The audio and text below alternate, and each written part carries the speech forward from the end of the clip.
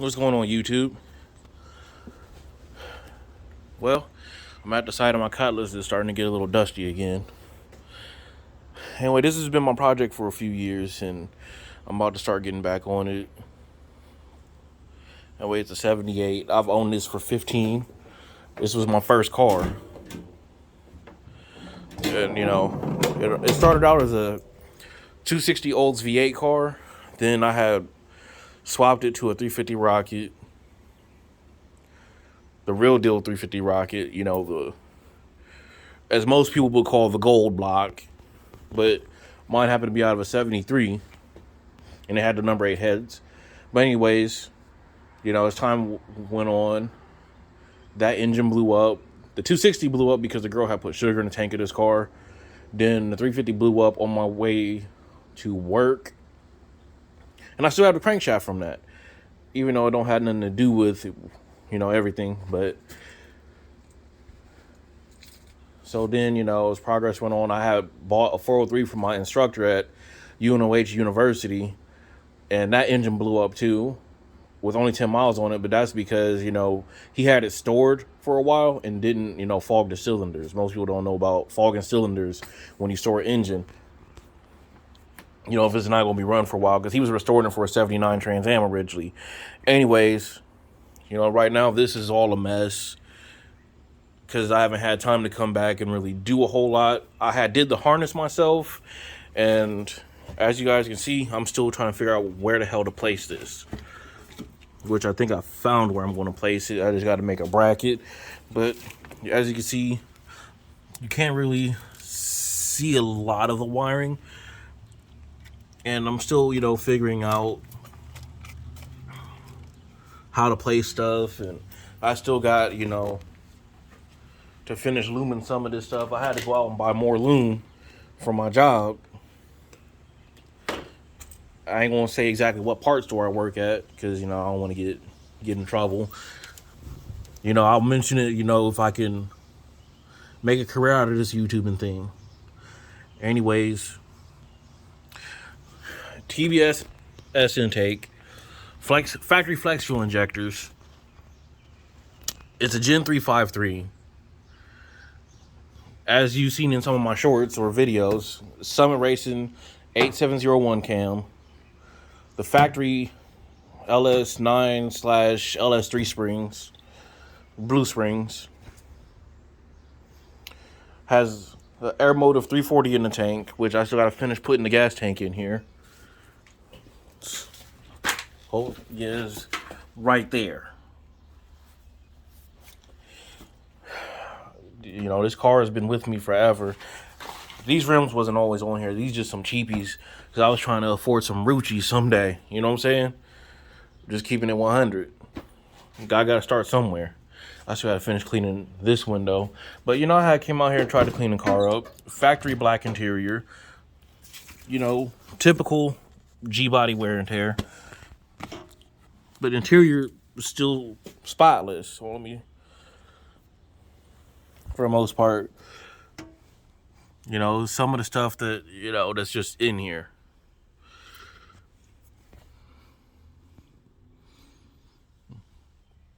Still got the factory radio. Stuff like that, Plans is to actually get this car back on the road here soon. I love this car. And, this is, like I said, this was my first car that I ever owned that I paid for out of my pocket. My love of cars came from my dad, and this was the car he built, 78 Nova. I mean, it's not in the glory that it used to be, but I want to get it there again someday. It's a pretty nice car. But as you can see right now, a lot of stuff is all over the place. I still got to finish wiring up these F-body fans. Want to get the AC system working again. I did punch a hole in the AC box putting this daggone engine in. But, right now I got the F-body manifolds on it, which I got some hooker, or it's either hooker or Headman headers. And, you see parts is all over the place right now. Let me focus. It's better. some mid links. Gotta, get this thing back running. This is a no-name Amazon fuel pressure regulator because, I got that 340 in the tank. I still got to set up my steering shaft, which I found a way to actually get a Jeep steering shaft on these. You just got to change out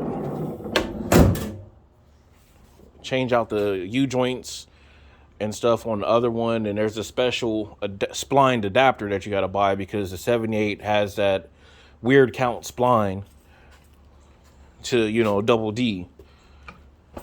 So this is pretty much it. Oh, and for the people, let me open the hood back up. And this is the factory color, by the way, like the actual factory paint. Some people have issues with the steering power steering. Can't talk for nothing today, but some people have issues with the power steering pump. Pulley hitting down here. You see, I got all the room in the world.